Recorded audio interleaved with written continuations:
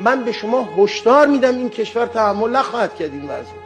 الان بحرانی که ما دارو بوده الان گازه، برقه، شب عید بهتون قول میدم بنزینه. اصلا اتحاد شوروی سر ناکارآمدی فرو پاشید، سرنگونی اتفاق نیفتاد. یه روز صبح بیدار شدن دیدن آب تو لوله نیست، برق تو سیم نیست، تاکسی تو خیابون نیست. آقا بریم برید ببینیم یه بار دیگه اینا رو.